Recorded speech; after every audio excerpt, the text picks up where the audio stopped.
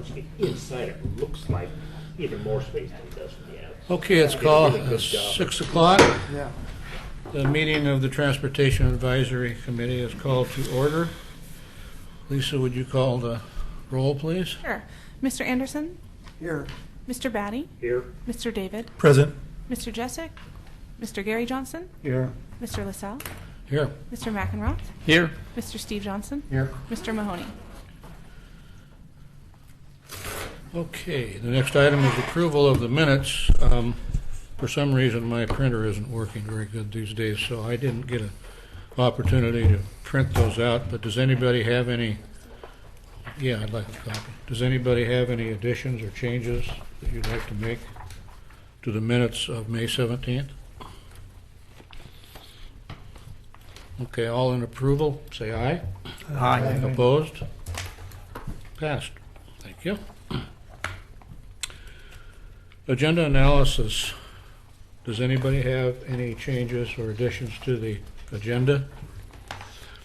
I have one. I think you all got hope you all got the email about what I want to discuss about the bylaws. Did anybody not get those? You didn't get them? Okay. And I think we'll put those, let's see here.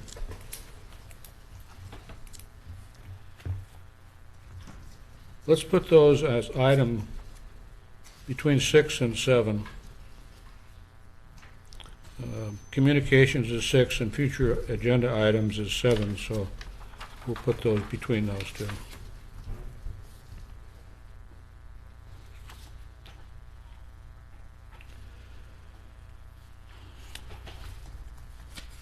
Citizen comments. Looks like we have quite a few people tonight to join our little group here, so we'll start off with Shannon Diamond, or Draymond. Come on up and introduce yourself to us.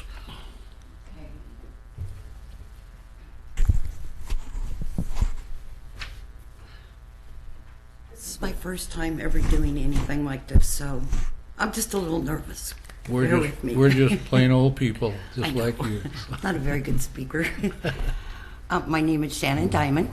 I live at 516 13th Street, apartment number 4, Oregon City, Oregon, 97045. And the reason I'm here is the intersection of 12th and Washington, which I see you gentlemen have already put up some kind of temporary thing there for that intersection, which I really appreciate that. Thank you for doing that. I'm just wondering what your next step is going to be in regards to that intersection. We'll leave that question to Martin. Sure. We actually had an update for you in the Public Works report, but if you like, I can provide it now, so Yeah, you sure. don't have to Go wait ahead. until the end of the meeting. So 12th and Washington, a few weeks ago, I think it's probably about 8 weeks ago, was the first of 6 accidents that happened within a 6-week period. All of them at 12th and Washington. The third of these 6 accidents actually wound up taking out the mast, the pole that was there. It's just a utility pole, wasn't a mast arm, sorry. There was a utility pole that was supporting the flashers that were there. There were 2-way flashers at that location. So once that happened, we were like, what's going on? And then by the 6th accident, we said something needs to happen. So the Public Works Director authorized emergency measures to restrict the turn movements coming off of 12th, so that 12th would only be allowed to take right-hand turns on either side, and then also limit turn actions on Washington Street, so there would not be any left-hand turns onto 12th. So basically, it was right turn onlys and through traffic is what we allowed. We did that for one reason in particular, was we don't know what spurred 6 accidents in 6 weeks. Demographically, logistically, physically, nothing's changed in that vicinity. There's no new business that's come in and spurred major change, not anything within the last few years. The first real change, or the latest real change that's happened at that intersection, is the city installed a pedestrian activated flashing beacon, and that was almost 2 years ago. So if we were going to see an impact from that, we would have seen it much sooner. We made the emergency restrictions, and then we've also brought in DKS, and is it DKS or Kittleson? It was DK. It was DKS and Associates, which is one of our primary traffic engineering firms, to do a detailed analysis of what's going on in the intersection. So there's actually cameras on the intersection today that are doing traffic counts and traffic analysis. We had to wait till a weekday, and it had to be a certain weekday. It couldn't be Mondays or Fridays. It had to be optimal conditions. So today was the day that we were able to get everything that we needed in terms of data interpretation. Kittleson made some preliminary recommendations, which we've already put every one of those in place. Increase signage, replace some signs out there, limbed up trees. There's still a few trees that I believe still need to be limbed up. Basically addressed any sightline issues, anything that's in our immediate control. We've taken care of that. Tomorrow, now that the traffic analysis is done, the temporary traffic controls will be removed. So that will happen sometime after 9 a.m. tomorrow. We have to let the morning traffic get through there before we start putting bodies in the middle of the street. It will go back to the same configuration that it was prior to the emergency measures. Within a few weeks, DKS and Associates will prepare a engineering report for the city with recommendations as to what we should do at 12th and Washington. We believe that it may meet the warrants now for some form of signalization. Okay, whether it's on all four legs or only two of the legs. It also may meet the warrants for a four-way stop. The report will give us a better indication as to what direction to go. Yes. Can you explain what warrants are? I'm sorry? Can you explain what Oh. warrants are? So we all comply with a traffic manual that's published by the federal government, the Highway Transportation Board, or Safety Administration. And they set out benchmarks, okay, that have to be met for an engineer to say, you've met all of these, they call them warrants. You've met a certain amount of these warrants that justify you taking additional measures, from going from an uncontrolled intersection, so there's no stop signs, to a two-way stop, to a four-way stop, to putting in electronic signals. So we feel it's changed enough that some additional traffic measures need to be put in place. DKS's report will tell us that. Now, the caveat that I will put out to everyone, if they say you meet the warrants for signalization, it's an unfunded project right now. We have one of the poles that would be required to put a full signalized controlled intersection out there. We have to buy right-of-way. We don't have sufficient right-of-way to put the remaining 3 poles that may be required. We'd also have to put money aside for the capital expenditure of just building it. Fortunately, we're coming into a new budget cycle, so that will move up to one of our, I can't say it's the top of our list, but it'll be a priority project for the new budget cycle to try and get that improved based on what the recommendations are. So the barrels and blocking of 12th is going to come, that's going to go away. Those should all be down by, I'd say, noon tomorrow. Okay, and you have cameras at the intersection. But the cameras will come down tomorrow as well. Oh, they will? Yeah, all the cameras do is help us figure out what's the volume, how many cars are coming through there, what's the type of cars. So what we did is we're taking 2 snapshots. One is, what is the condition with the restrictions in place? Because one of the things we want to know is, hey, maybe these restrictions should be made permanent for one reason or another. But we can't tell you that unless we get some sort of measurement. Next week, same day, Kittleson and DKS and Associates will come back out and do another camera survey, and they'll compare it on what's the normal condition. And then the engineers will have enough basis of comparison to say, well, we think you should go to 4-way stop, we think you should go to signal, we think you should leave it as is, but they'll give us a recommendation. Okay. All right, that's just a really bad intersection there. I appreciate you doing something about it. The problem is that people don't realize that Washington is 25 miles an hour, especially in the morning with the commuters. So you've got them just, boom, boom, boom. You know, and I think that's one of the problems is that they're not abiding by the speed Yeah. limit, which people don't. So, okay. Okay. Well, thank you very much for Thank your you. time. So that was Public Works report is done. So I got a few other things, but I think Henry that's has one a of it. question. Yeah. I would like to add that I experienced a very close near miss there the day before the school bus got hit, heading down the hill from 10th toward 15th, and it was during the noon hour, and a gentleman coming up the hill on 12th Street did a stop and go and tried to go through a line of traffic, and I sidestepped about a foot and missed being T-boned by 6 inches. Yeah. And it seems that it was thought by that driver perhaps that was a four-way stop. So that's one of the things that Yeah. during DKS's initial inventory, and we confirmed it, and I had everything limbed up, coming up on 12th on either side on those approaches to the stop signs. There is clearly marked opposing traffic does not stop. Yep, I saw those. And- I saw those signs because I checked them afterwards. Yeah.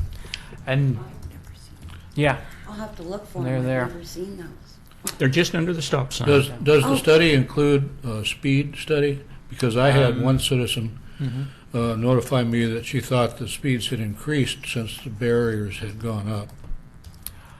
that may be the case because when you restrict turn movements, everybody starts thinking, well, I've got to get to the next place so I can double back to where I need to be. Yeah. From the camera analysis, I'm not sure if they can get speed data from that because there's not it's not like a radar component associated with it. There's no Yes. tubular counts. Yes. I guess they could, I'm not sure, but they could figure it out if they've got two known points in the camera view and say the distance between here and here is X, and this car is completing that distance in so many seconds. But with the camera analysis, it's typically volumes, vehicle type, and we're getting directional information from it, not so much speed. But I can If check. the warrants, warrant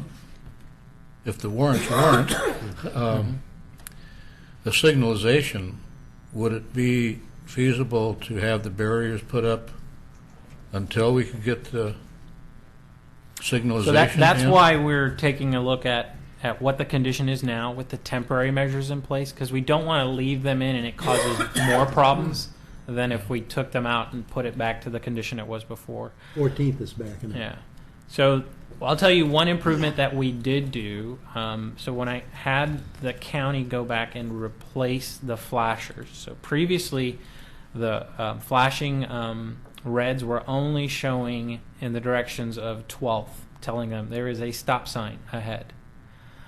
There's also now two flashing ambers shining either leg of Washington Street, advising the drivers, use caution. So, I have noticed that since the barrier's been there has more traffic on Washington than there used to be because they can't turn on 12th.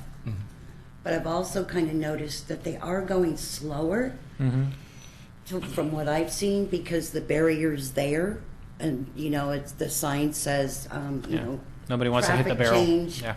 So they slow down. But there is more traffic on 14th is backing up because of 12th.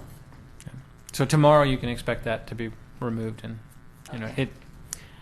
it will go back to hopefully somewhat better than the previous condition. But your best bet is check back with the TAC within a few maybe possibly next month. We'll have the report that can be presented, and you can get information from the traffic engineers as to what their recommendation is. But the caveat that I do put out for everyone is, if it calls for signalization, it's an unfunded mandate right now. That is a $250,000 project. Yeah. Well, there's lives at stake at that intersection, so I understand that. that's my concern. Okay, thank I you. took a petition and started taking it around, and I got 74 signatures for a traffic light there at that intersection. And then the barrier, temporary one went up that you guys put, and everybody said, oh, well, they've taken care of it. So nobody wants to sign the petition anymore. Yeah. So, okay. Thank Well, you. thank you very much for your time, Yep, gentlemen. no problem. Thank you. The next person is Kimberly Walsh. And I would remind our speakers that we try to maintain the 3-minute rule if possible.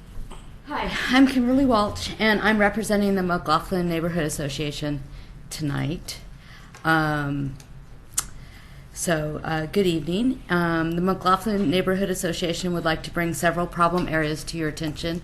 With the addition of the library and added traffic in our neighborhood, we feel several things need to be done to ensure the safety of everyone. We appreciate you taking the time to address these matters. First, Madison Street between 6th and 7th. So Madison Street's the one where Mike's is on, is very narrow between 6th and 7th. Although it is a two-way street, it can be difficult to navigate, especially when turning from 7th Street. At one time, the corner of 7th and Madison next to B&B Leasing was painted yellow so cars could not park all the way to the corner.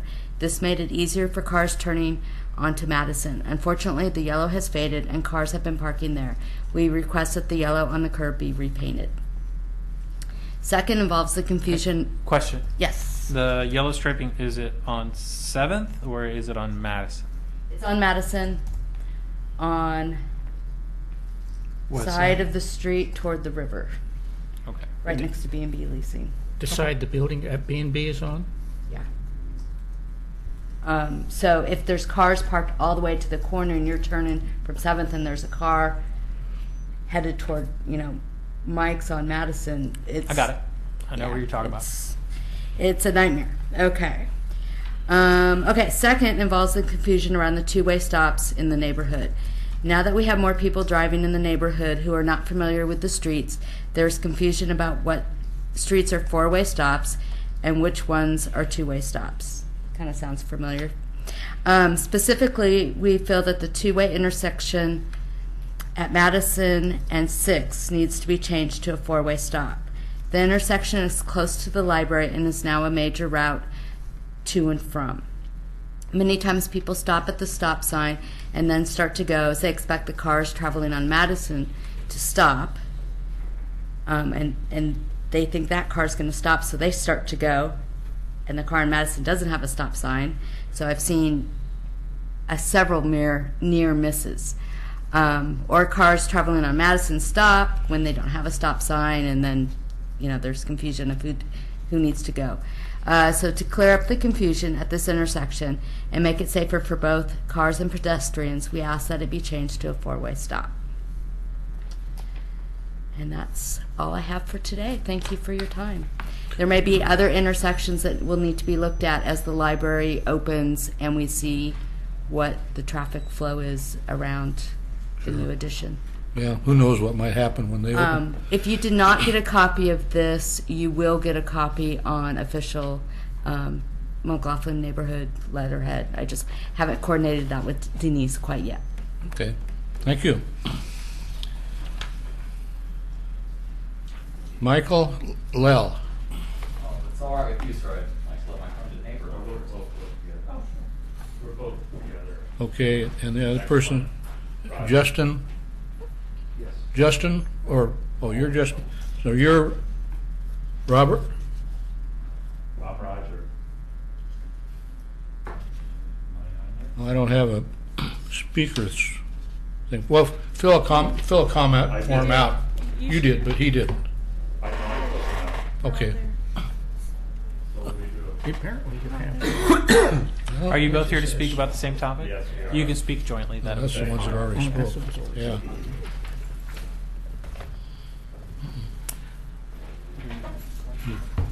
Okay, that's fine. We'll sort it out. Yeah, okay, fine. No problem. Okay, go ahead. So we're together, so I'll go first, okay? My name is Roger Fowler Tice, Oregon City resident, and I'm here to speak about an issue on Lynn Avenue. We live on 1309 Hazel Street, one house up from Lynn Avenue. Over the past 5 years or more, we have been experiencing house shaking and vibrations in our home.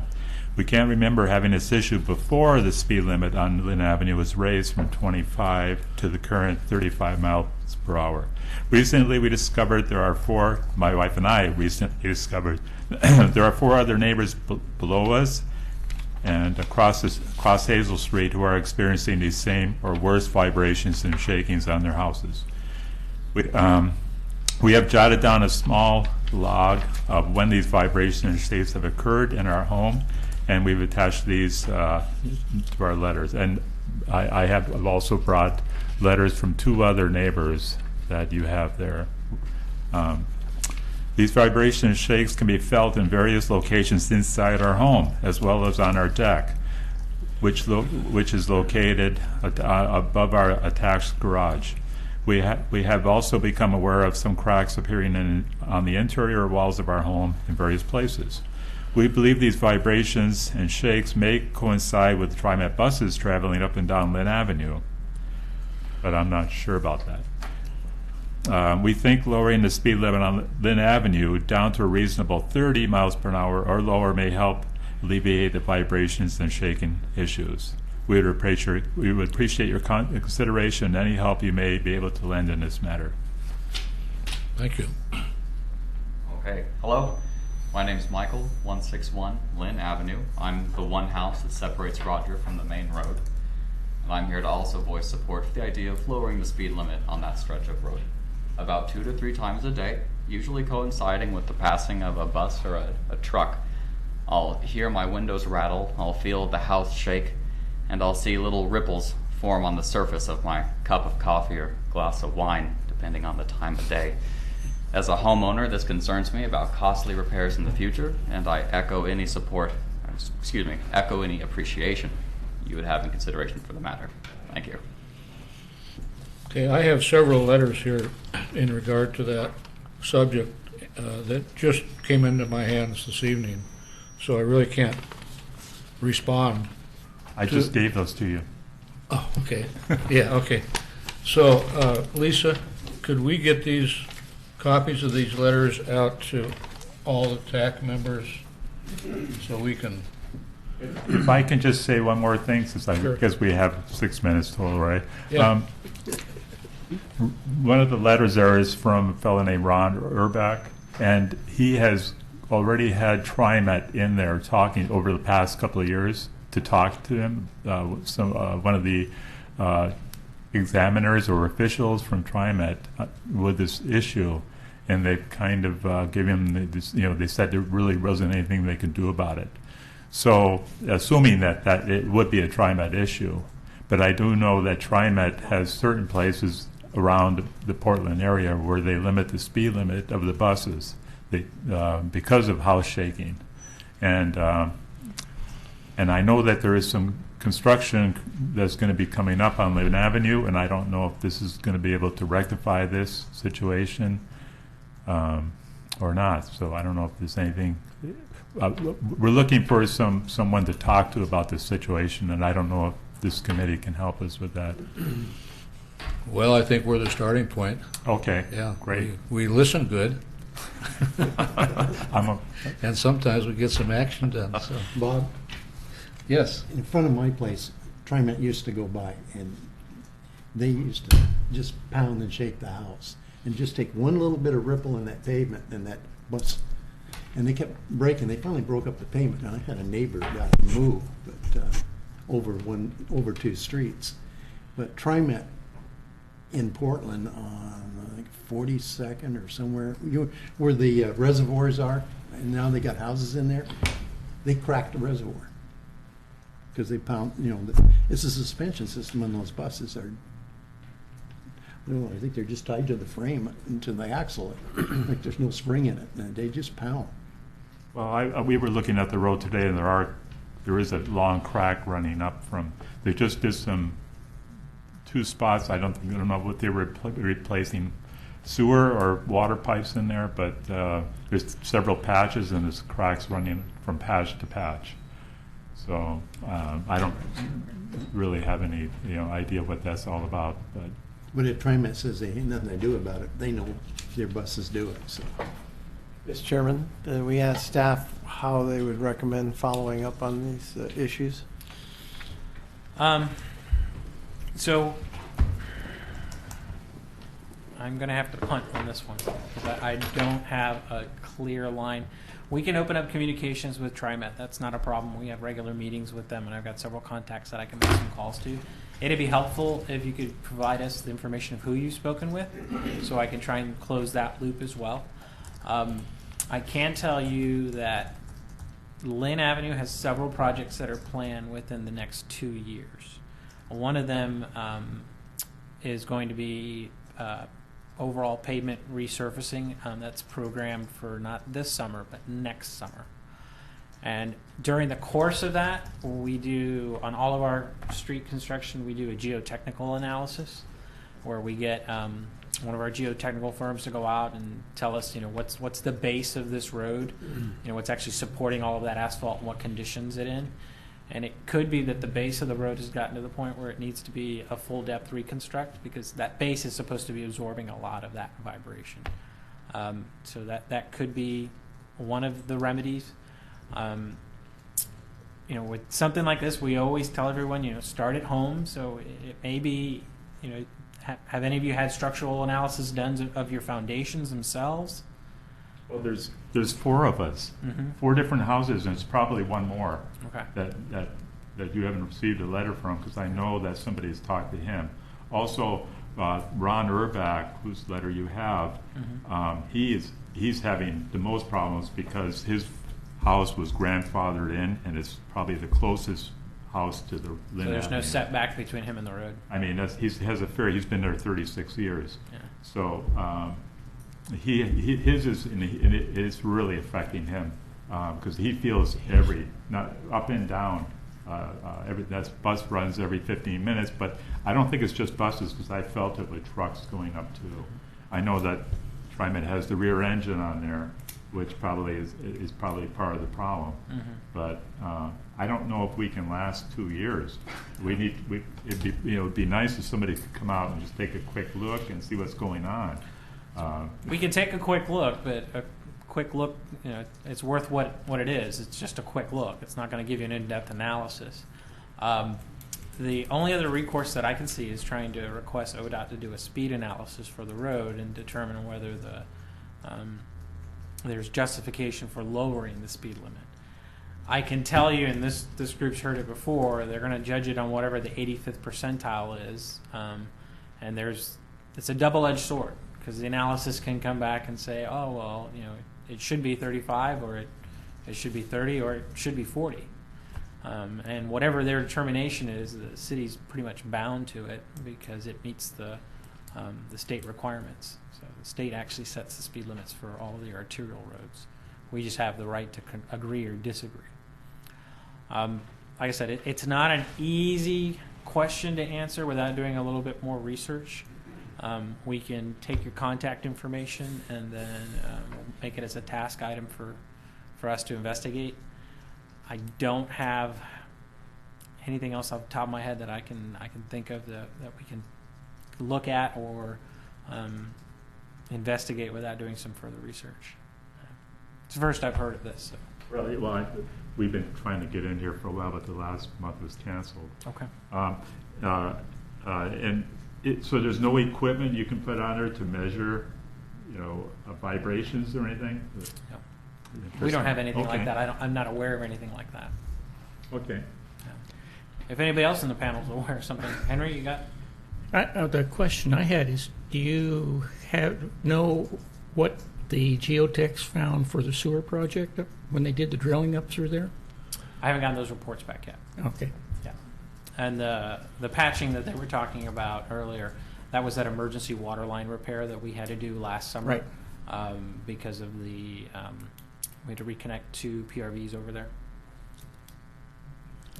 I will say that we've had several people here over a period of time commenting on the speeds on Lynn Avenue, but this is the first that we've heard about anything going on with specific homes, cracking plaster and whatnot. So Mr. David. it's kind of a new thing for us. And even if the city did have an instrument to measure vibration, we don't have a policy in place for minimum or maximum vibrations that are allowed in a neighborhood. So I'm sure there's some seismic thing that we could get that we could measure it, Yeah. but we don't have any gauge to say this is good or bad as far as the amount of vibrations that each individual home is receiving. So I believe you that you're getting vibrations. As a city group, that would be a policy issue, more of a technical issue to do a study to see what's an acceptable level of vibration and what's not an acceptable level of vibration. When I stand in my kitchen, I can feel. Oh no, I believe you. No one's It's not- disagreeing with you, or Oh, okay. we don't. So. No one's, Okay. saying we don't believe you. Okay. There's not a process in place right now. I've been here 3 years. This is the first time anyone's brought this up. This sort of issue. It's new to me. My boss, who's not here today, may have undertaken something like this in the past. When we get new stuff like this, it's a lot of groupthink. We reach out to a lot of other individuals and say, "How have you dealt with this?" This is my first time hearing of anything of this, so I'd have to do some research. I don't want to tell you something and then come back next month and say, "Oh well, we're going left instead of right." It could be, as Merton had mentioned, that the foundation of the roadway is failing. It could be your home is failing and it doesn't have a good structure. We don't know that. It could be a multitude of issues, and it sounds like some of the homes are very old. But as Martin said, we don't have a policy in place of what's an acceptable measure of vibration. It's something As we I don't said, know about. we didn't feel this before the speed limit was raised. I've been there for 24 years. Mm-hmm. So, and I can't remember when it was raised, at least 5 years ago, at least. And it's been one of those things you kind of, at first you kind of feel it, and then you go, wait a minute, what's going on? So that's all. I understand you. I believe that you're experiencing vibrations. Yeah. But the only other question is there, okay, the other neighbors are going to expect me to give them a little report on this. And so how can I follow up on this, or will you call us, or? So your contact information is in the card. You both completed one of those, correct? Yes. So as we get some information, we'll touch base with you. The thing I always tell people is check on the agendas. We meet monthly. What is this, the second or the third Tuesday? The third Tuesday of every month. We do take a hiatus during the summer for 1 month, sometimes 2 months, July and August. Yeah. And that's just so that the committee members and staff can get caught up. It's peak construction season for us. So check the monthly agenda as it comes out, and if it's an informational item or we have information to bring back, then we'll include it in the agenda, and then you'll know that, hey, come in. The other thing is I'll be happy to give you my business card, and you can contact me at your leisure, and we'll let you know how things progress.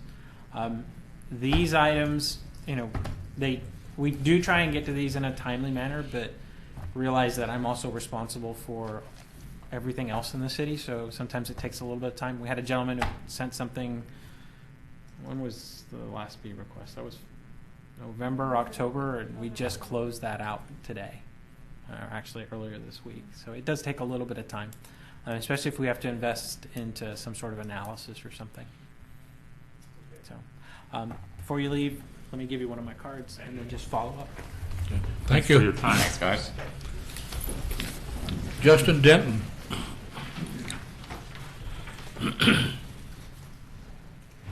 Thanks for your look at it.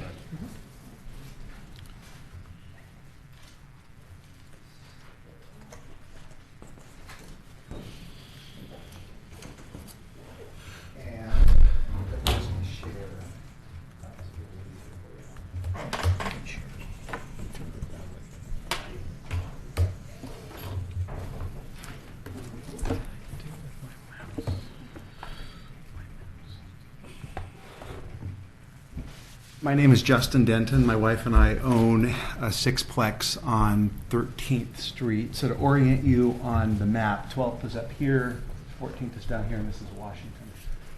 So when for years and maybe decades, the sixplex here, the tenants have parked head in along this. This is a storage unit, and because people have to access the storage unit and get in and out of it, there's really no parking in front of there. In fact, we tow people that are parked there. I don't know who that is, but I'll find out. And the only thing that's changed from your map is that now a duplex is being developed here. And during construction, there's been, it's almost finished, but there's been a lot of construction vehicles going in and out of here. And last month, someone complained to the enforcement division about parking, and they said, can you please enforce parking in this area? So we got a memorandum, our tenants got a memo from enforcement that said, if there's no striping or no other signs or marks, you have to parallel park.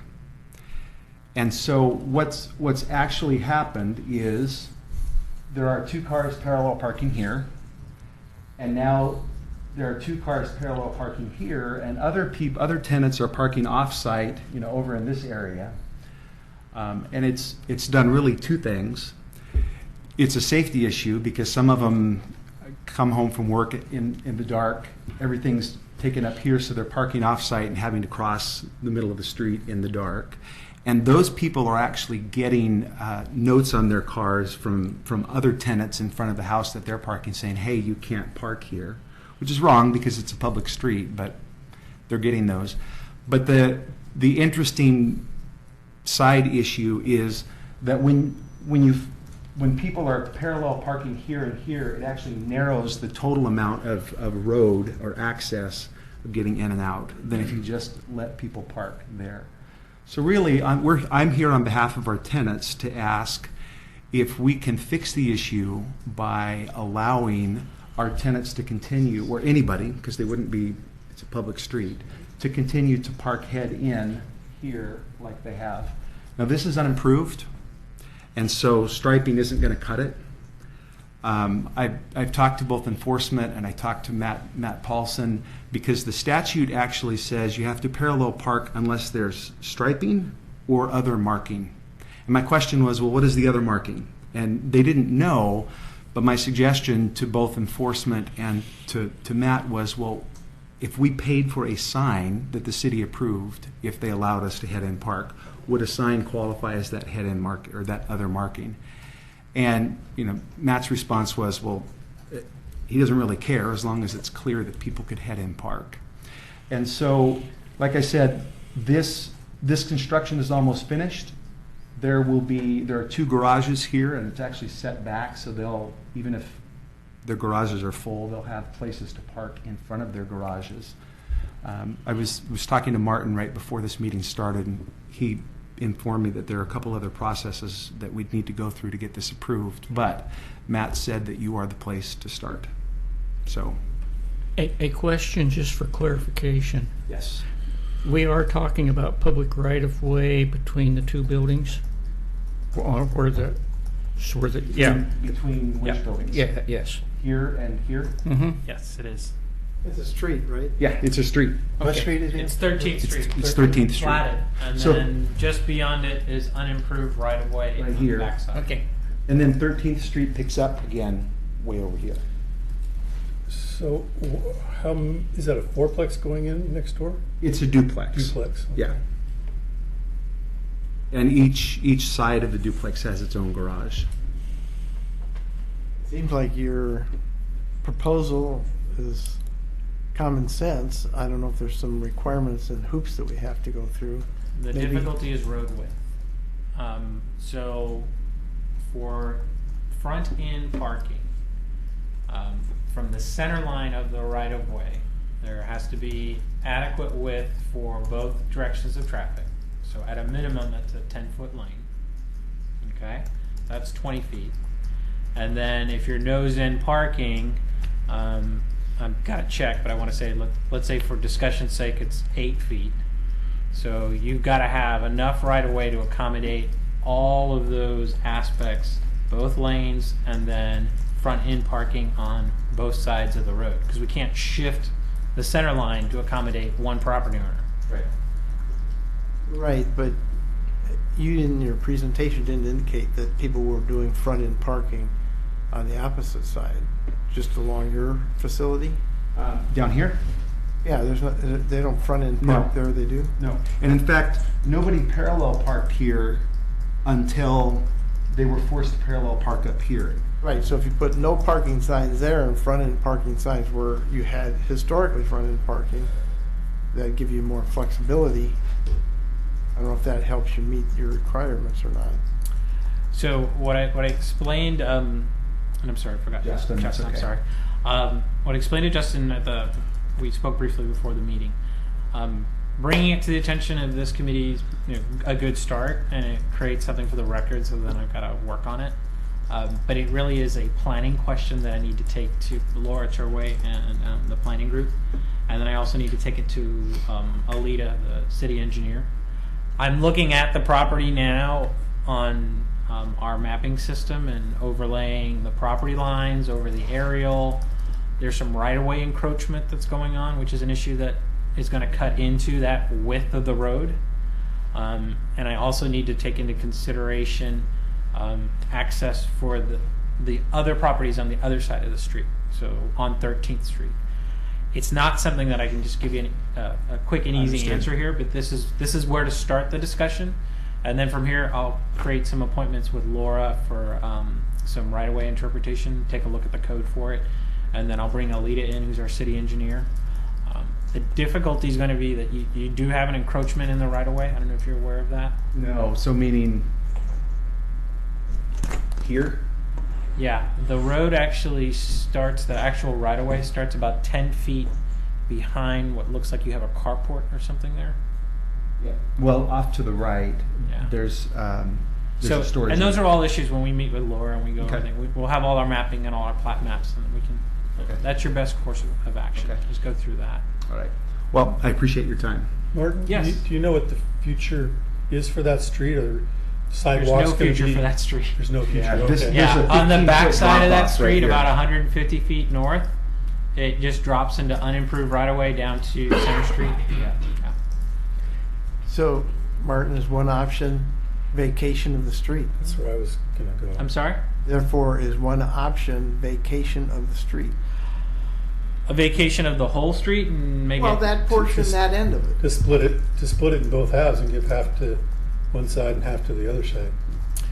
It wouldn't really address his issue because of the encroachment that he has in the right-of-way. If we split the road in half equally and gave it to all the adjoining properties, so it's about 40 feet here from what I'm measuring, your neighbors would get about 22 feet and you'd get about 12 because you've got an encroachment already Bad in the idea. right-of-way. You would also landwalk the new building. Yeah.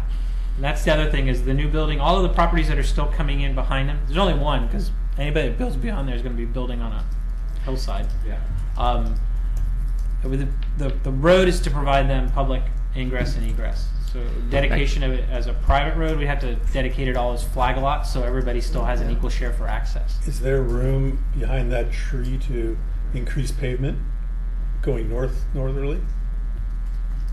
I don't know without going out there. From It the looks like aerial, it's- it doesn't look I can't like tell it. from the air. Yeah. I can't tell what's behind the cars. Yeah, What I'm about- looking at the 2014 aerials here as tight as I can get it. It doesn't look like there's a lot of room for expansion on the. What about angled parking? We talked about that. The difficulty becomes so you're Yeah, that now. one angled spot that's Right here. right on Washington Street. It wouldn't work. You wouldn't use it, but you would gain more parking spots. You, You'd have a narrower parking requirement than if you went nosed in.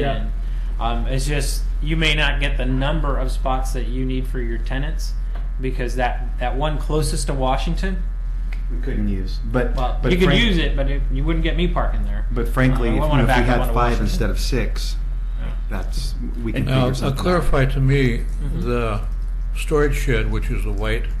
Right. Yes. Why is parking not allowed south of that? Because the people who rent these storage units need access to get in and out Hmm. of them. So they're not the tenants. So they're not.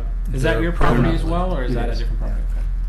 Okay. One of them is a tenant, Oh, okay. And he currently parks in front of his because he can move out his truck whenever he needs it. I'm just thinking, there might be some adjustment there that you might be able to work on. Yeah, that could be. Because if we required, if you're going to rent this place, you also have to rent a storage unit so you can park. That's your garage. Yeah, there's lots of different ideas about that. It's just something that I kind of looked at it and thought, that's kind of odd that they can't use that for their tenants. If they use that for your tenants, then the temporary people that are coming in and out of there could use the parallel parking. I think part of what Martin's saying is the encroachment, if I understood him correctly, means that our property line is actually here. Right, yeah. So Well, then technically, it's It's still still public. encroachment. Yeah, you may wish you Public hadn't street. brought it up. So Justin, let me ask you a question. I'm going to bring up current I aerial. apologize for taking so much of your time. I thought okay. this was going to be 5 minutes and Oh, these guys love this stuff. in and out. As long as Is you're this polite, we'll listen. landscaping or is Yes. that a roof? No, this Okay. is landscaping, so that's a retainer wall right there. All right, so then belay the advice about a right-of-way encroachment. I interpreted this to be a roof. No, So No. this landscaping, you would have to move these vehicles in and remove that landscaping there. But it's all, so you're saying the encroachment is, yeah, your property line actually starts right there. See that gray Wow. line? So that's where your property line, right-of-way starts 12 feet in this way. So you see what I'm saying about adjusting the center line? If I Yeah. move the center line this Yeah. way to give you the parking, I've taken Yeah. accessibility away from the other properties. that makes sense. Other questions before I leave you? Because I'm getting hungry. Thank you, interesting issue. Thank you for the illustrations, the pictures. Henry, I did you do, have a I do question? have a comment that just may or may not have pertinence to the situation, but the city does have another location where they do have parking similar to what you're talking about. And that's on 3rd Street by the Minute Market off of High. But it's also a situation where you can get out and go around the block and come out. You don't have to turn around and come out the way you came in. Okay. So, Thanks for your time. Justin, you have my business card. If you'd like, just send me an email tomorrow, and then I will follow up with creating some meetings for yourself and planning and I to sit down and discuss. Okay. We can work it out with your Here's schedule. do you want your? Yep. Do you want these pictures back? I left them for you to frame. Okay. I don't need them back. Thank you for your time. Yeah. Thank you. Actually, I will take them because I may have to give this presentation Yeah. somewhere else. Yeah. I've got the aerial line at work. And is that your easel We're there? like basically that's ours. Okay. We're spending so much time with that 12, 13. Okay, that concludes the citizen comments. The new business discussion items, Public Works report, Martin told us that's already been done. A few more updates just Oh, okay. for so you can get your money's worth. Let me go through my list. I've got my notations here. So I had 12th in Washington as an update for you. You've probably gotten some calls or heard some discussion about that. So tomorrow we'll go back to as it was. For how long we don't know, but we're expecting DKS to give us their engineering report within the next 2 weeks. The other big thing I want to talk to you guys about is summer construction. So do you want to bring the map up for us? We're going to put it on your screens and we're going to drop the map. I just want to make sure everybody's aware of what's coming down the road. Oh, I wanted the summer construction map for just the road, the R&R work, the rehab You want to reconstruction. pull up their project site on the website? Is that what you Yeah. want? This is a copy of the letter that was mailed today. Lisa, how many of these envelopes did you have to stuff? 550. Did you lick them all? A machine for looking, thank God. But yeah, so every resident that is adjacent to the construction that we're undertaking this summer as part of our outreach process got one of these letters distributed then to them today. It's coming down the road, not up the road. I'm sorry? It's coming down the road, not up the road. I just, as long as it improves the road, which direction I'm not overly concerned about. He's a little devil tonight. So Worse than me. that's one of our outreach efforts that's been on the webpage now for coming on 3 months, I would say, since we started the design process almost 3 months ago. The summer construction work was bidded out and awarded last week. The engineering estimate was 1.9 million. Bid came in at 1.81 million, so we're right kind of on that sweet spot. The impacts for the summer construction this year, and this is why we're doing a really big effort on outreach. If we don't, try and deal with expectations as much as try and manage the project well, it can turn sour. One of the big things that we planned for this summer to try and save money for the library reconstruction is we took on all of the road work that's going to be required as part of the library reconstruction. Typically under development, any impacts to the transportation system as a result of private construction is the responsibility of the private entity to fix. That would have pretty much made the library not pencil out. So we knew the roads were in need of service. They were already on our planned 5-year list. So we're going to be reconstructing, and when I say that, it's full depth reconstruction. So it's 12 inches or more of dig out on John Adams, Jefferson, and 6 all around the library. So you can expect some impacts for that.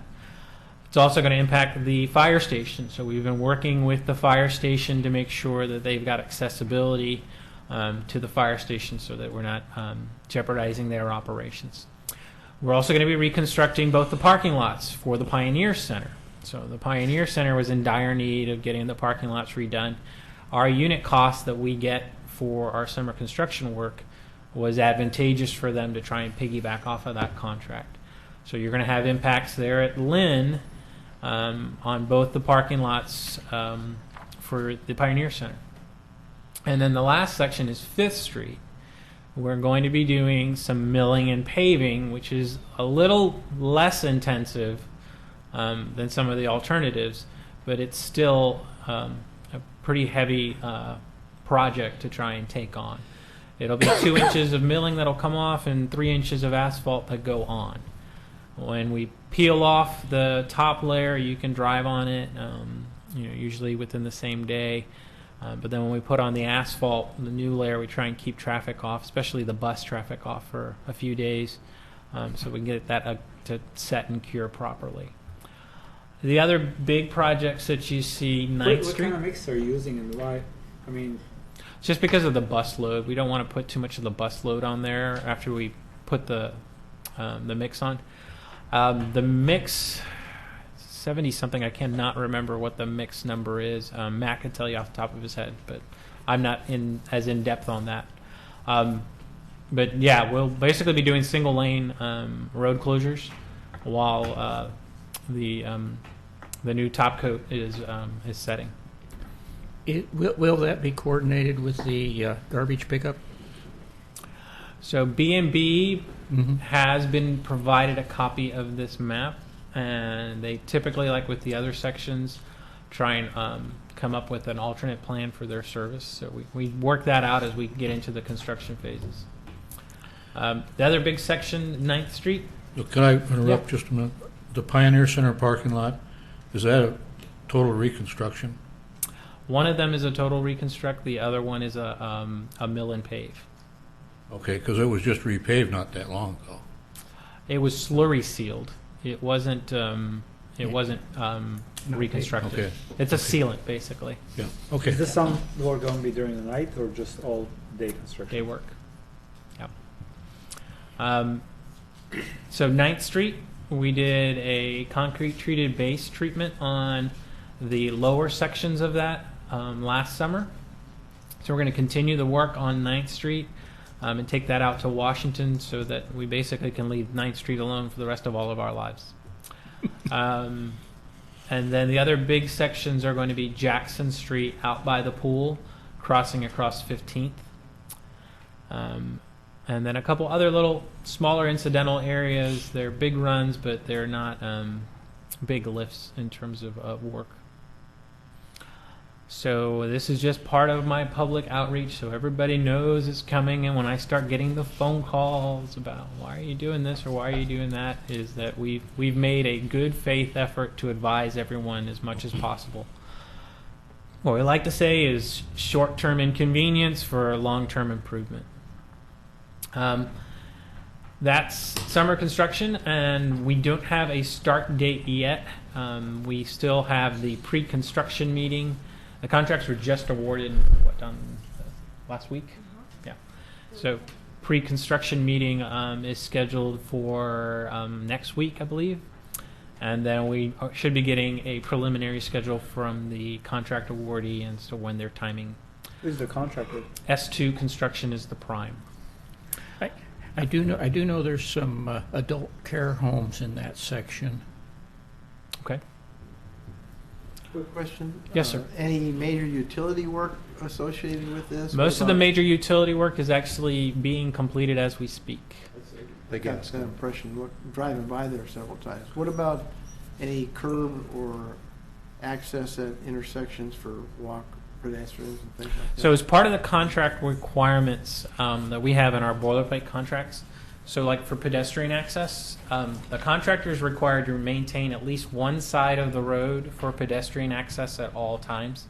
He can only get permission to close off more than one side at a time from the city directly in writing, and it has to be some sort of exigent circumstance. It was a big issue we had last summer with our contractor failing to comply with that, and we held his feet to the fire for that. But yeah, they are required to maintain pedestrian access as much as possible. That means, to comply, maybe you take out a curb where there's going to be a new ADA ramp coming in, and you've got some cold mix in there, just creates a temporary ramp. That provides access and meets the requirement. Again, it gets back to short-term inconvenience for long-term improvement. Incidentally, I mentioned this, everywhere where we basically touch a corner, there's all new ADA ramps going in. So there's over 70 ADA ramps that are going to be constructed this summer throughout all of these areas at almost every intersection. I would encourage at the ends of the blocks, I notice you've got, like on 5th Street, just to pick it because I know it, you've got working between Monroe and Washington. I would encourage to go to the far side of the intersection on your handicap ramp access points, so that you don't drop somebody into the intersection and they can't get out on the other side. Okay. So we've got, I think there's 7 or 8 boilerplates in our standard specs, and they all call out for, use type 8 or type 7 here at this location. And then the contractor's just required to field fit. I was noticing that was not done on 9th and Washington. Okay. I'll pass it along. So that's everything on summer construction. Any questions on that? This doesn't include slurry seal or chip seal, right? That's a much larger map. Yeah. Oh, go ahead. Yeah. I gotta find another place to park. Yeah. Slurry seal and chip seal, separate program, same funding source. So all of this is your pavement maintenance utility fee. I've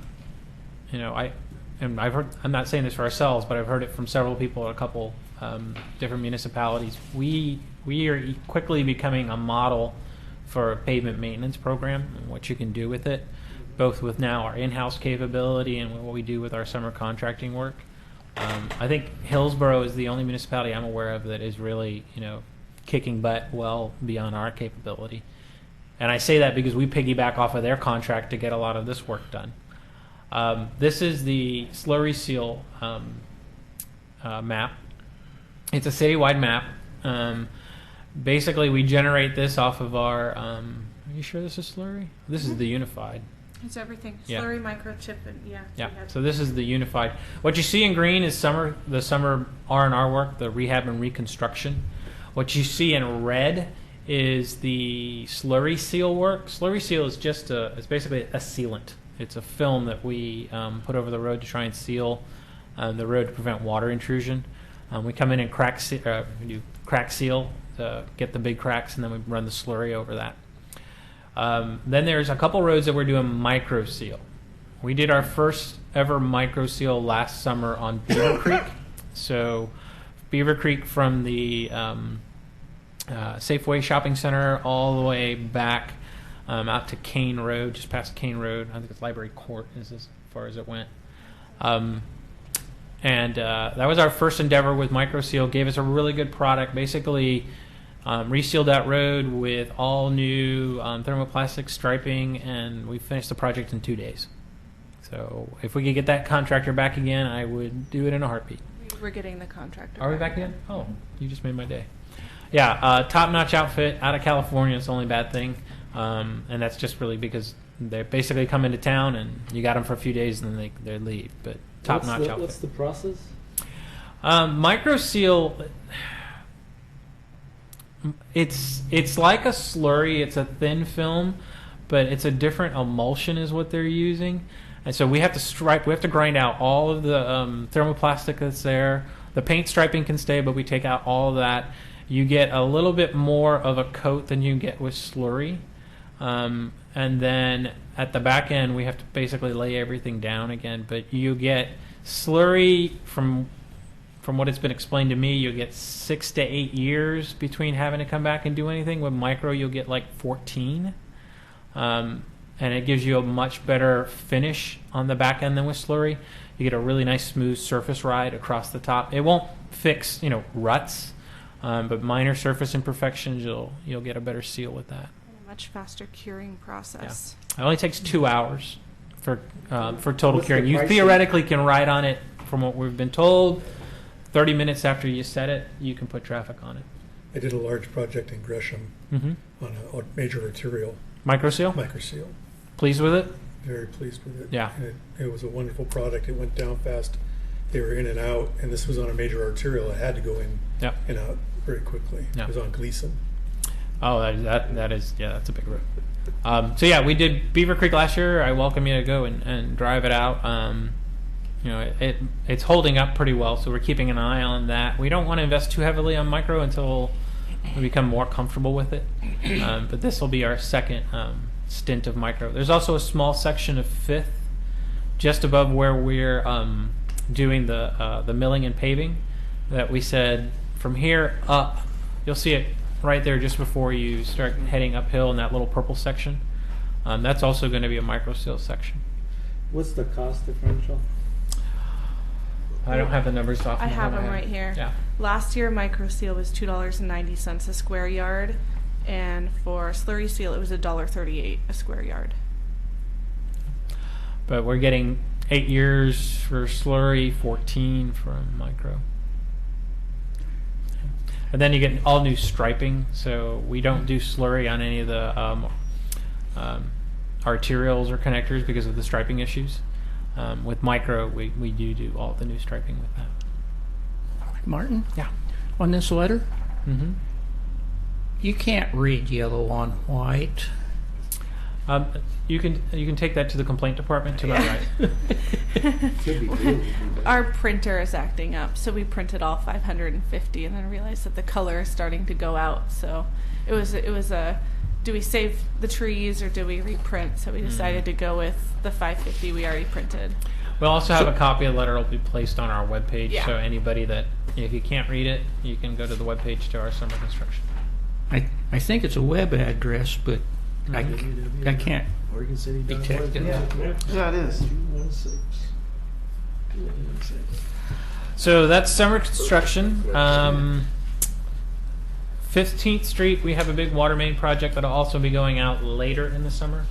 It's actually out for bid right now, but we're timing the construction so it doesn't conflict with the R&R work.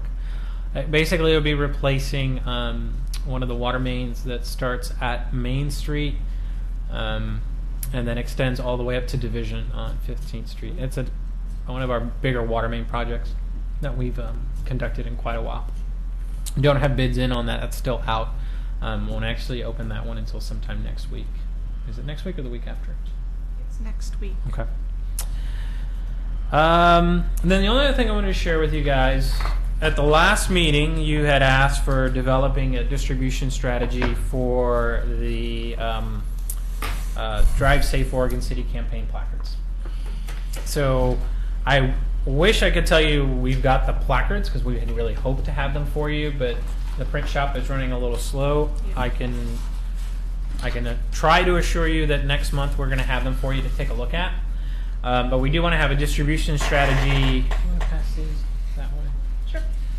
Have a plan for how we're going to give these out and make sure you guys are all aboard before we do that. So at the last meeting, there were a couple suggestions that were bandied about. I think the final consensus was take a look at how CIC distributes the funds that are given to each of the neighborhood associations, use that proportional formula for distributing the 1,500 placards that we're getting. So using that method, the largest portion of placards would go to the McLaughlin neighborhood, and they'd get about 195. Okay. The second largest would go to Hillendale at 180. Barkley Hills would get 165.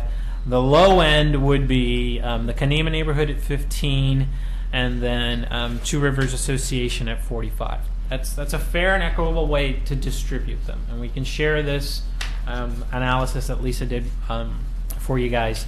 We'll be happy to send it over to you. So concurrently, I did another analysis using our mapping tool. You guys had said, well, wouldn't it make sense to try and target the tax lots that front up on the roads that we get the most complaints about? So basically the arterials. So we did a GIS analysis, and we said, okay, all of the arterial roads that we get complaints about speeding within the McLaughlin neighborhood, highlight those, and then have it highlight all of the adjacent tax lots and tell me how many properties that would be that we would have to distribute to get a good saturation within that particular neighborhood. So just for the McLaughlin neighborhood, you'd have to distribute 534. So over a third of your overall buy to try and saturate the McLaughlin neighborhood. I just wanted to share this with you so that we've got some sort of idea that I think the fair and equitable way is just do it proportionately to each of the respective neighborhoods and let them target within their membership as to who will be receiving these. What we can do is give them something similar to this. It says these are the roads, the arterial roads within your respective neighborhood, and you may want to try and get it to these people, but give everybody a small bite of the apple. Excellent. Any, I kind of like the idea of the CIC distribution okay. formula myself. Right, and you could take a alternate to this by going every other house and you cut it in half, right? You could, yeah. Because, I mean, if you drive down a street and there are 8 houses and everyone's got their can marked, that's one thing. If every other one marks the can, they pretty much get the same impact. So the other thing you guys asked us to look into for the distribution plan was because they're going to be going out on the B&B leasing bins, is what's the pickup pattern for each of the neighborhoods? So almost all of the neighborhoods are on. Well, I shouldn't say almost. Most of the neighborhoods are on a single day pickup. So Park Place, South End, Caulfield, McLaughlin, Hillendale, all those get picked up on the same day every week. Thursday. I'm sorry? Thursday. Well, no, each within their respective neighborhood. No. They're all on the same day.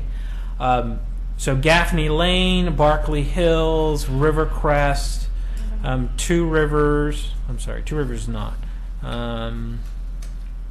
Yeah, those are the ones that are all on multiple days of the week.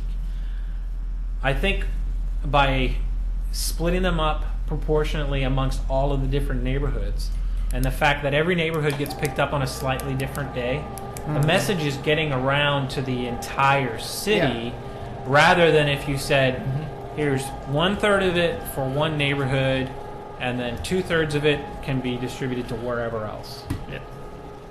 Yes, sir. I wanted to piggyback on what John was saying. It'd be nice if you gave the neighborhood some guidance and say, don't give two adjacent property owners Yeah. this, kind of spread it out within the neighborhood. So what we within thought the is we neighborhood. could do something like this. This doesn't take long. Sure. Yeah. We could give them something like this, saying these are the tax lots, because this is actually a tool that we use for doing mailouts, and it gives them addresses. What I can't do is tell it skip every other house, but give it to the neighborhood associations and say these are the properties that we think you should target, and you may want to parse them out a bit so it's not 5 houses on this block and then nothing else for 3-4 blocks down this way.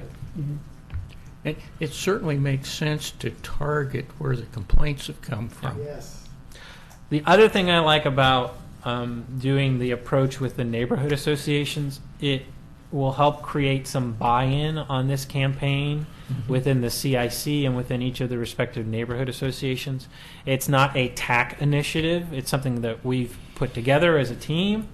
We've done the legwork, and now we're bringing them in as part of the team, as part of the distribution program. But So we would distribute them to the neighborhood associations, and they with would some dole them guidance as out to how their- they should spread it out. Yeah. If you guys are good with that.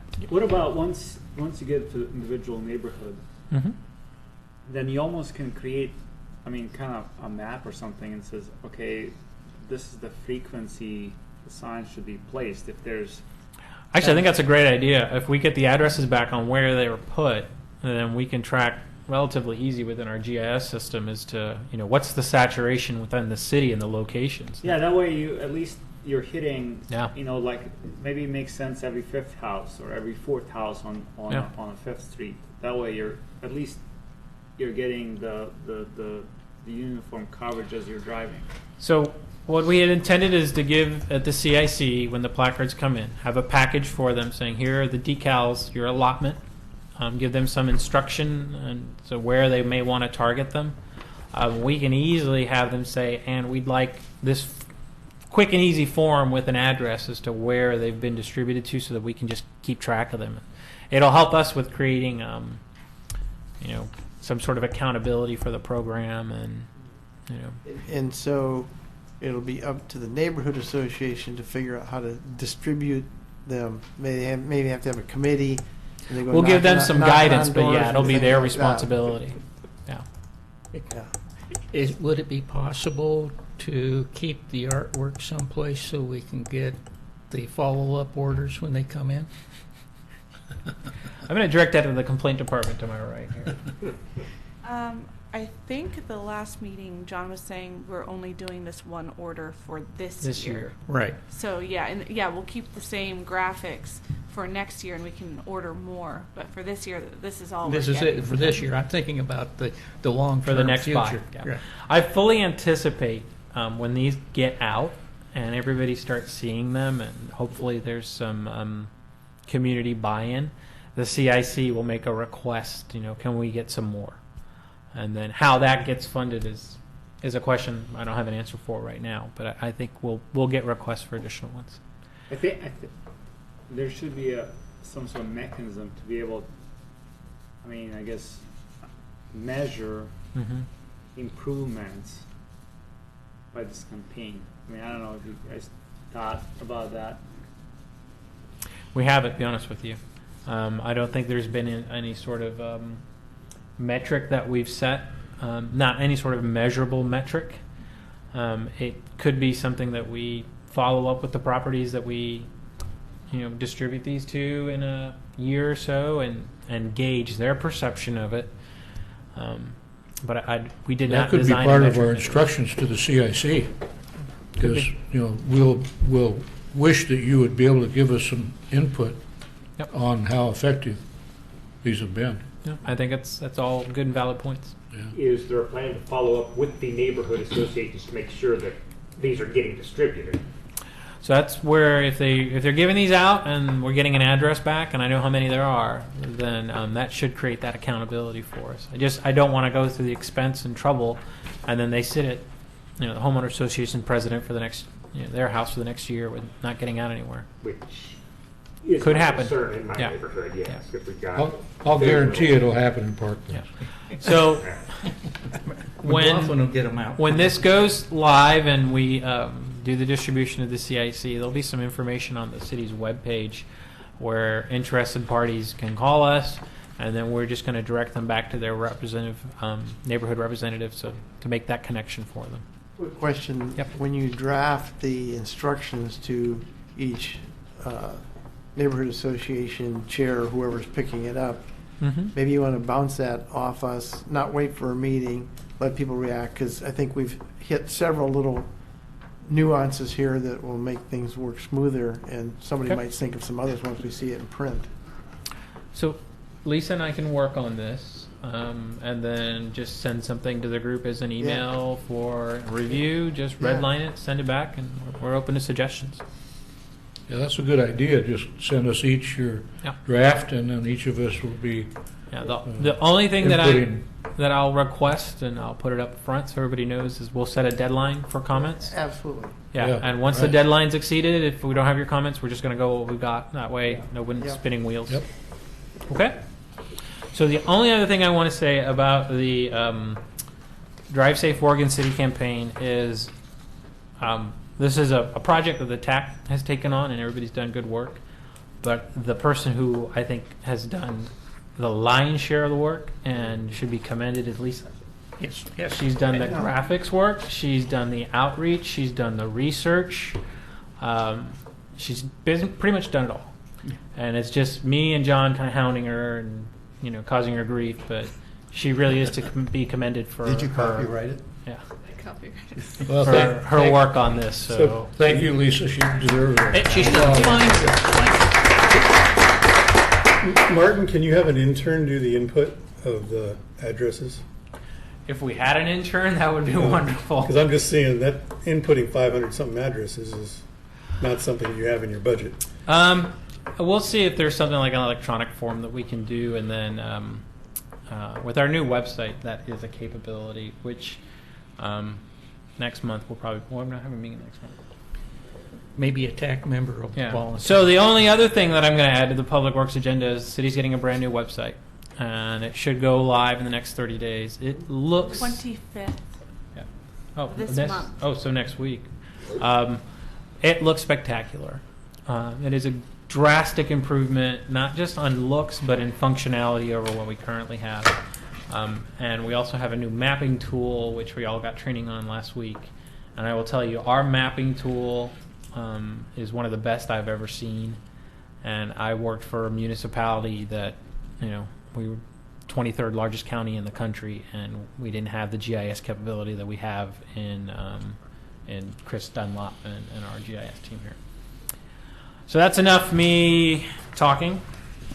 I want to make sure from my agenda that I don't have anything else. Wait, could I add something here? Yes. On your staff report, you have item number 2, intelligent Yep. traffic signal. Lisa just reminded me. So a few months ago, we talked to you guys about the signal improvements that we were making on our signal heads within the city, primarily on the Beaver Creek corridor and on the Malala corridor. We were upgrading all of the controllers up on those to the new 2070 controllers. We were able to complete that, and then we had a little bit of money left over from the project. It was slightly under budget, and we worked it out with the county and with some friends at Washington County that had some surplus parts, which we bought off of them, and we created communications between all of those new signals, the controllers, and back to our central traffic hub over at the county center. So as of about a week and a half ago, the communications is live. We're now able to determine the information from the sensors in the road, how often they're tripped, what our volumes are going through there. We're able to know how often is a pedestrian button activated at a certain intersection. We're getting a lot more data than we used to be able to get from our traffic signal system. We still don't have the capability for video. That's something that maybe 5 years from now we'll be able to bring our system into the fiber connection and then bring in video. But compared to where we were just a few years ago, the signal system is making leaps and bounds towards what they call an intelligent traffic system. Is this going to give better performance? Yes. So now all of the signals that you have on 7th, starting at Warner Parrott, all the way up through Gaffney Lane, are now speaking to one another. Previously, those signals, only 3 of them spoke to one another on a dedicated connection. Now they're all coming back to the central hub, and they're all talking to one another. The other big thing that we like about it is if we have a signal failure for whatever reason, we get an automatic alert from the system. It says we've lost communication with this signal box for whatever reason, and then we can get a technician out there rather than waiting for an accident or for somebody to call it in. That alone is a major improvement. And we did it, I want to say we didn't do it on the cheap, but we got a really good deal. So, Do you guys have more of this? And so we've only got 4 other signals that are not in communication at this time. They're all on Washington, and we've got plans to try and bring those in, but it's probably looking another year or so down the road. So that's the intelligent traffic system. That's it. Any questions? Okay, communications, looks like we've got some upcoming events. Yes, we do. And one I should remind you of is this Okay. Monday, the joint work session. I emailed you all the agenda, but it's on the 23rd at 7 p.m. right here. So it's the follow-up joint work session with the Planning Commission. Is there anybody that will not be able to make that? I won't be there. I know it's kind of short notice, I have no but idea. I think that we're going to have a more proactive meeting this time. I've requested that we have set up as a real true roundtable, so we're facing each other. And when you're speaking to somebody, you can look them right in the eye and ask the question or make the statement. And I've also asked that they use the system that the CIC uses for members to ask questions or make statements, and that is that they take their name plates and they put them up vertically so it indicates they want to speak. And this will aid the chair in controlling the situation rather than somebody just blurting out something. And then also the people that have those cards sideways like that will know that their time is coming. They'll get their chance to speak. So those are 2 things I hope it will work out better. John? Yeah, looking at the agenda for that meeting and then looking at the attachments, I have the uneasy sense that they could spend a lot of time in the meeting on the type 2, 3, 4 procedures and the like. And so I like their summary of the 1, 2, 3 things they want to cover, but it seems to me we need to spend most of the time on number 3, having the dialogue. So I don't know, is there any attempt to divide the total time up and say, not looking at the attachments, but 1, 2, and 3 on that agenda? Maybe you don't have it. I brought my copy. I don't have it right in front of me, but I can communicate that to Number them. 1 is overview of the land use process. Number 2 is overview of the Transportation Advisory Committee process. And number 3 is establishment of future communications between planning and us. And I don't know, if you figure the meeting's going to be an hour and a half, then maybe 30 minutes on each instead of an hour on the first 2. I mean, so I'll burn most of the time or whatever. So somebody needs to figure that out. I'll work on that. I see What Lisa I've done shaking is her head, too. I've communicated with Laura on this planning review process that she sent to us all. And I told her I had several questions. And so she requested that I send them to her so they'd have answers for us rather than a spur of the moment thing, which I think speeds things up. And some of the examples that I gave were how long are approved applications good for? And then I'm going to bring up the the process of property owners being notified within 300 feet. I know that that's probably a state regulation, but I think it should be more. I think it should be more like 1,000 feet, because in my case, my property is 300 feet wide. So there could be something happening on one side of me, my other neighbor wouldn't ever be notified of it. So it's just a thought. I'm just going to throw it out there. And then I'll also, let's see here, references were made to parties of standing. Well, who are parties of standing? You know, I mean, I do a lot of standing around myself, so does that make me a party of standing? It's just a little, I'd like a definition of that. So those are just a couple of examples.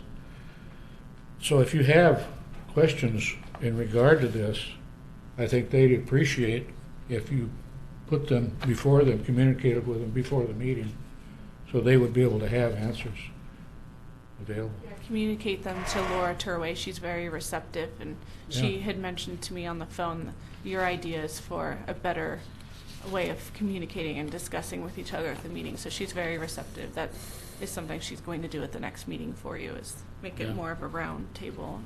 Yeah, I think it's the main thing is for us to be able to communicate back and forth with them what they can expect to us and what we are legally able to do for them.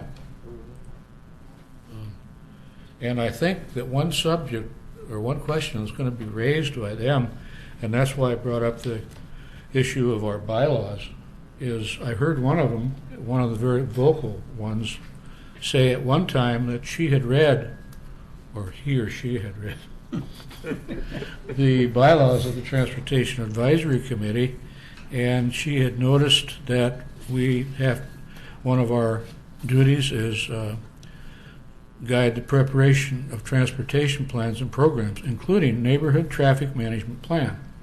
I've not been able to find that plan anywhere. John has not been able to find it. Lisa's not been able to find it.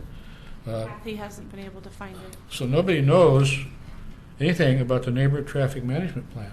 So if we're responsible for that plan, then I suppose we really should do something about it or revise our bylaws. For what it's worth, I've never heard of it, and I predate those people. Yeah, yeah. So if we have that question asked, all I can say is we've been trying to find it. We can't find it, but we'll follow up. Or is that something that we should consider revising our bylaws and striking from the bylaws? Yeah, well, that's what I said. We maybe will have to change the bylaws to. Probably some of The the bylaws do allow you to review I see, and modify your own bylaws with a majority vote. Yeah.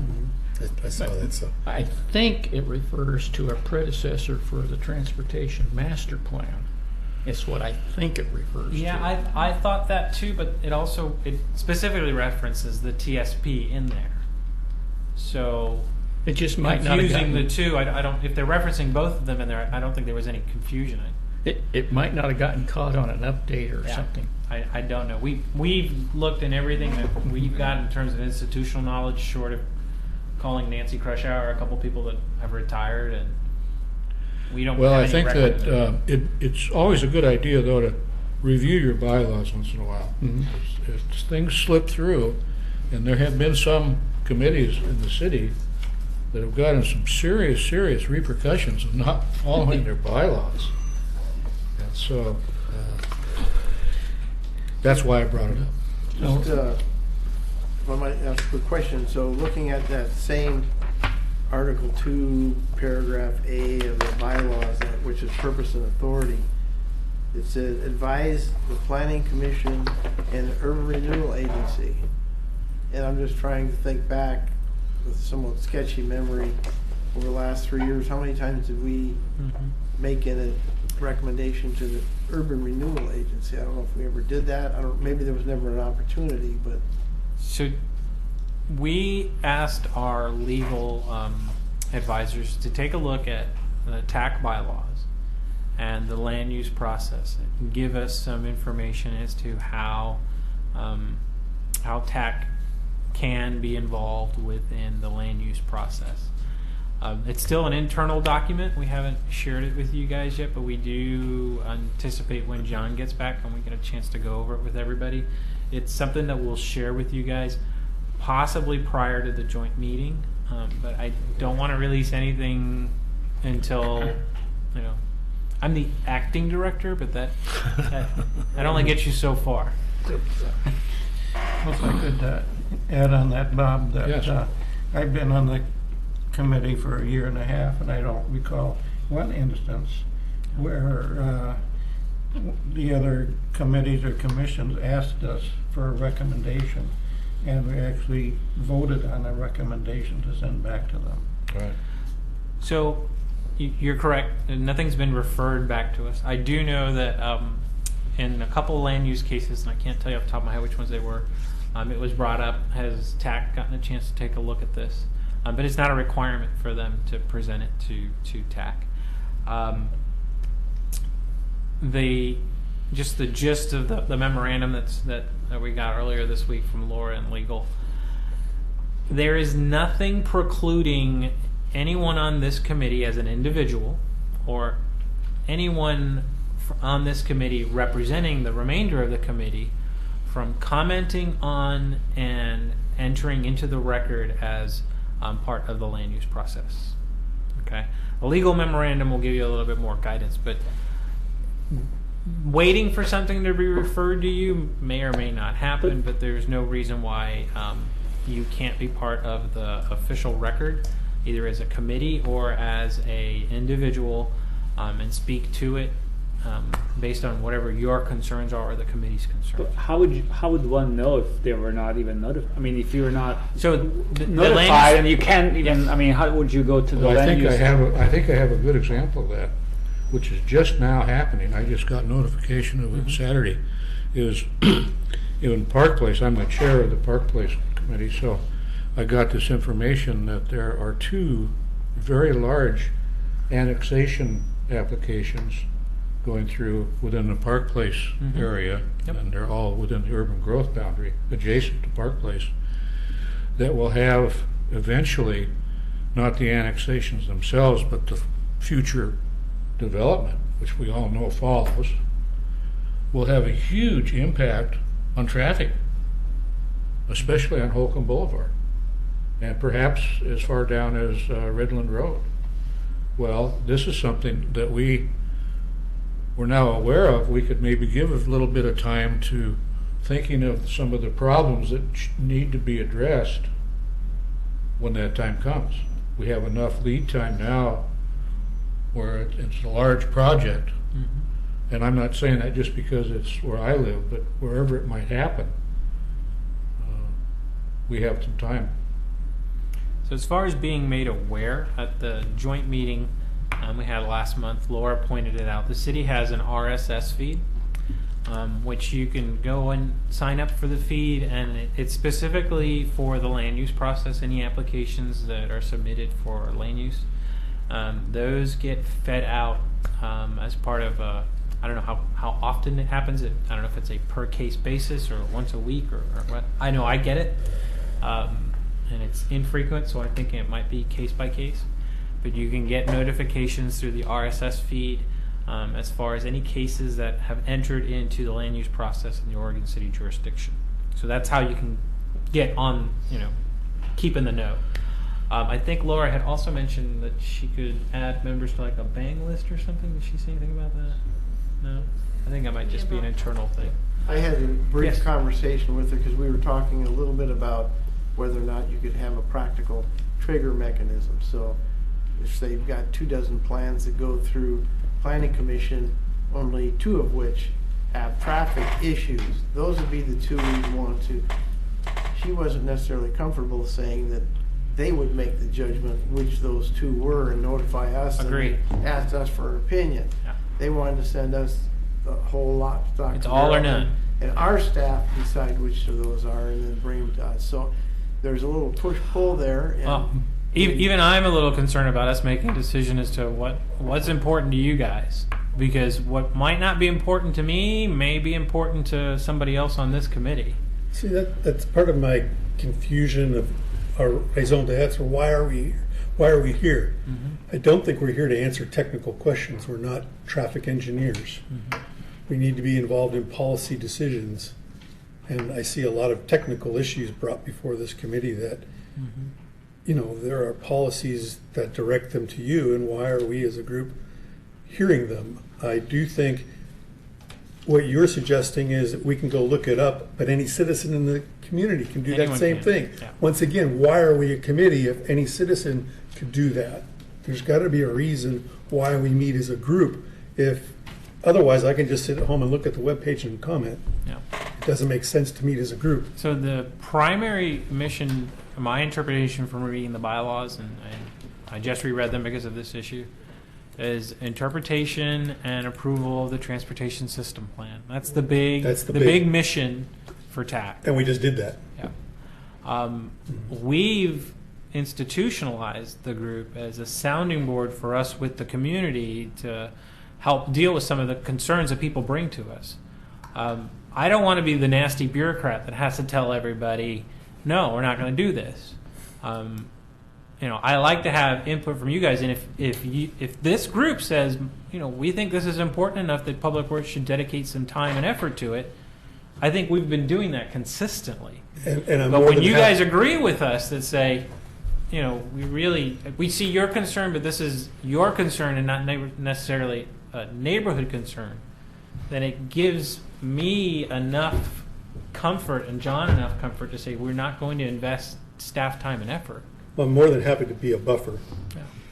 between you. Well, you're not and- just a buffer. You know, Yeah. you guys are a good resource for information, for guidance, for some of the policy development. This entire Drive Safe Oregon City campaign, this Yeah. group developed that. You know, Lisa did the legwork, but that came from this group. Well, I think in the last few years, this group has proven to the citizens that we listen. Because in my research, I do a lot of research on all kinds of stuff, and some of it's stupid, some of it's useful, some of it's just for me personally. But I've seen comments from the past, people making of the TAC, that they would come to TAC and they would just be told no, and they weren't even listened to. That was the feeling of a lot of people. I think we as a group have been able to turn that around, and people are coming to us with their issues, and we're responding to them. Like I told one fellow tonight, at least we listen. You know, that's something. Here's an example. And he brought it in, and he talked about it, and maybe we can't help him, but maybe the staff can say, okay, we'll put this up to the next staff meeting, and maybe somebody there will be able to get back to him. So it becomes live at that point. So, Mr. David, I'll give you an example of a case that was brought to this committee prior to your arrival. There was a gentleman who lived on Lynn Street that was questioning why the traffic analysis that had been conducted by ODOT years ago by Nancy Crushhour, why it approved the speed changes that were authorized at that time. And he came before this committee 3, maybe 4 times. And we repeatedly asked him, okay, you know, we understand, what is specifically your concern? Do you want a speed analysis? He goes, no, I just want to know why you did it. And we're like, okay. So one of the things that we're going to be doing with all of these speed analyses, they're not cheap, and there's a 6-month waiting list on them. That's something we're going to say, okay, TAC, is this one that's justified? Is this going on that 6-month waiting list, or is this something where, you know, the consensus from this group is that you know, we're not going to expend that time and effort? Because I can tell you, Lisa and I and John have a lot of stuff to work on, and if you guys don't think it's worthy, you let us know. If you think And invest I some would time say and is that- effort, then we'll carve out a little time and effort. And I'd say, is that in your spiff list of top 10? I mean, there's got to be a certain amount of criteria that we could say as a policy group. Does it meet top 10 in accidents? Does it meet blah, blah, blah, blah speeds? We as a group can evaluate things to look at, and then it would become a technical staff issue on where it would rank. Yeah. Excuse me. Does that make sense? It does. it's something that we probably want to bring John aboard before we get further down this discussion, and make sure that I'm all for setting benchmarks, saying okay, for this, then that, and this, and that. It makes life easier for us, and it gives us justification as to why we do or don't do things. But not everything's black and white. Yeah, it is, and I get that. Yeah, but it's something that we'd be happy to discuss with you guys, and maybe because I want to do what we can as a committee to make your life easier. And I appreciate that, but That's making how I my see life that. easier isn't your mission. Your mission is trying to help with the transportation. If Well, it I means mean, work they for go us, hand in it's hand. work for us. And It goes hand in hand. Yep, I'm I going to appreciate come back. I'm still stuck on the issue.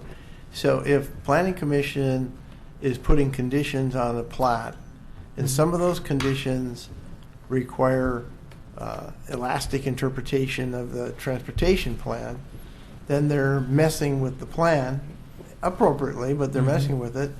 And that seems like that's the opportunity for us to say, wait a second, you're not going by the technical little boxes we have here, you're blurring that. So we want to have a conversation because you're blurring the boxes we had the recommendations on. I think it's a very valid point to bring up at the joint meeting.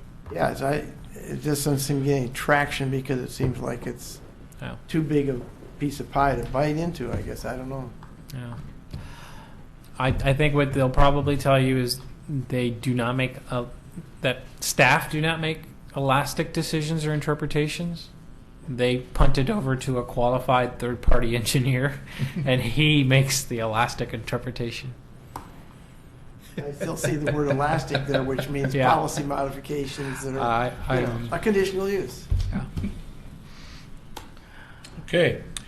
Does anybody have any future agenda items that they want to put down? Could I ask one more? Yes. Bring up something again about that non-existent neighborhood traffic management plan. After reading whatever there was and hearing comments, maybe that was nothing existing. Maybe that's what somebody expected this committee to come up with. Yeah. And we come in, or citizens come in with comments, and it either use the comments to develop the plan, or if it's developed, whatever it would look like, I don't know, but then we could respond to them somehow by referring to that document that was developed. That may very well be true. That's one of the things I was thinking is maybe they were supposed to be developing that. Whether it's intended the committee develops it, or whether the city would be hiring some sort of third-party consultant to develop it with guidance from the committee, I don't know. We can't find any record as to what the intent was, let alone what it is. Yeah. Listening to the conversation again, you might say that the speed hump policy and the process is an example of an element that would be part of one of these neighborhood traffic plans. There might be some other pieces like that out there. There's several operational considerations that you guys have seen before. So requests for speed humps, requests for four-way stops, traffic calming measures. Those could have all been components of what they were foreseeing. We just can't find anything on it. You know, I'm looking at this, and a neighborhood traffic management plan would be anything under a collector, which would be really an expensive study to do for the whole city compared to the TSP. And well, maybe the TSP has included this. TSP is collector and above. Collector and above. A neighborhood management plan would be, in my opinion, would be residentials. Would be residential, which would be speed humps. Yeah.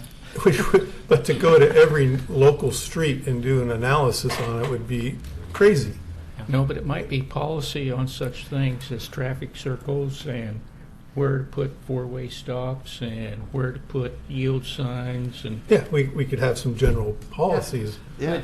We comply with MUTC and all of that. Yeah. It's not really something that's open for interpretation.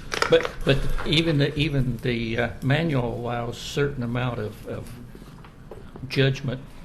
So if I was trying to figure out what they meant by a neighborhood traffic calming plan, I think Mr. Anderson brought up a lot of things that they might have been considering. So what are some things people can come request that are not on the normal menu, okay, that would require some sort of approval, some sort of variance from the norm, that this committee could review, comment, and approve upon. So speed humps, speed reductions on residentials, because ODOT won't review those. They'll only do collectors or greater, or arterials or greater for speed analysis. Stop sign installations, share rows, so we get a lot of requests for additional signage for share rows. You know, One-way even the traffic, the Drive Safe Oregon City campaign could all be components of this traffic calming, you know. Or curb bump outs for corners, Yep. which would reduce it. Rain garden streets, which would be a different So cross rain garden section. streets are under our stormwater code. Okay, so you've got those. Yeah, we Okay. have those. One-way The streets. Bump outs, Bump outs. we don't have guidance on those. We have several that we've installed. The problem with those I get worried about is capital-wise. Those are a lot more expensive, and we've found there are unexpected consequences with those that we've been really careful with. Okay. Yeah. I was just Because they throwing come out. No, yeah, I think all of those are things that might be in this plan. If you choose, and this is going to be something we're going to tackle in the next term. Then there's always the bylaw revision clause. Put it out there. That's enough of me talking. I have one more question on the bylaws.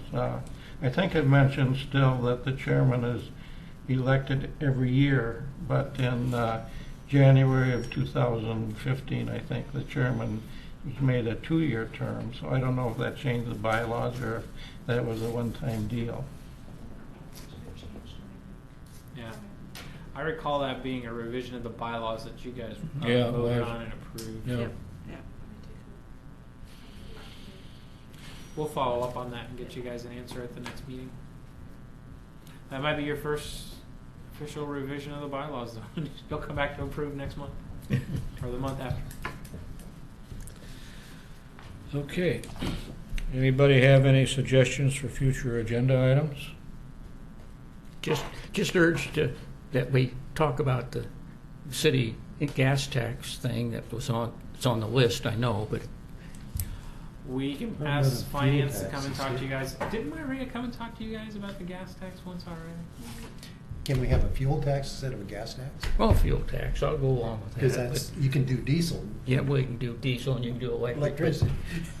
We'll have to bring in some subject matter experts on that. I'm the financial side. I just spend it. I don't earn it. I know we'll have a certain amount of interest in what happens in Portland tonight. Any other agenda items for the next meeting?